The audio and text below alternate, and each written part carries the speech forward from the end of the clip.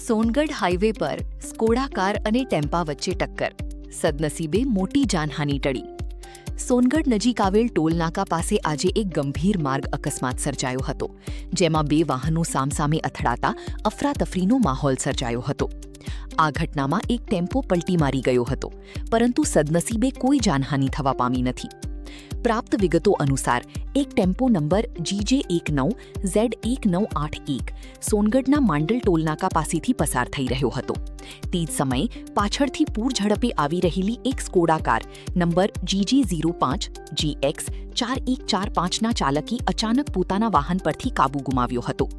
કારની ગતિ ખૂબ જ વધારે હોવાથી ચાલક પરિસ્થિતિને સંભાળી શક્યા નહોતા અને સ્કોડા કારે આગળ જઈ રહેલા ટેમ્પાની પાછળથી જોરદાર ટક્કર મારી હતી. ટક્કર એટલી જોરદાર હતી કે ટેમ્પો ચાલક પોતાનું સંતુલન જાળવી શક્યા નહોતા અને ટેમ્પો માર્ગ પર પલટી મારી ગયો હતો. આ અકસ્માતને પગલે આસપાસના લોકો તાત્કાલિક ઘટના સ્થળે દોડી આવ્યા હતા. અકસ્માતનો અવાજ સાંભળીને ટોલનાકા પર ફરજ બજાવતા કર્મચારીઓ પણ મદદ માટે પહોંચી ગયા હતા. સૌથી મોટી રાહતની વાત એ છે કે આટલી ભયાનક ટક્કર હોવા છતાં ટેમ્પામાં સવાર વ્યક્તિઓને ગંભીર ઈજાઓ પહોંચી નથી. સ્થાનિક લોકો અને રાહદારીઓની મદદથી ટેમ્પામાં સવાર લોકોને તાત્કાલિક સુરક્ષિત બહાર કાઢવામાં આવ્યા હતા. જો કે બંને વાહનોને નોંધપાત્ર નુકસાન થયું છે અને ટેમ્પો પલટી મારી જવાથી માર્ગ પર ટ્રાફિકની સમસ્યા પણ સર્જાઈ હતી. અકસ્માતગ્રસ્ત વાહનોની રસ્તા પરથી હટાવીને સાઈડ કરી ટ્રાફિક દૂર કરવામાં આવ્યું હતું. સ્કોડા કાર ચાલકની બેદરકારીને કારણે આ અકસ્માત સર્જાયો હોવાનું પ્રાથમિક અનુમાન લગાવવામાં આવી રહ્યું છે.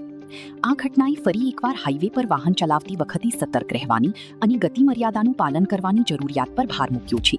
સદનસીબે આ અકસ્માતમાં કોઈનો જીવ ગયો નથી, જે એક ચમત્કાર સમાન માનવામાં આવી રહ્યું છે.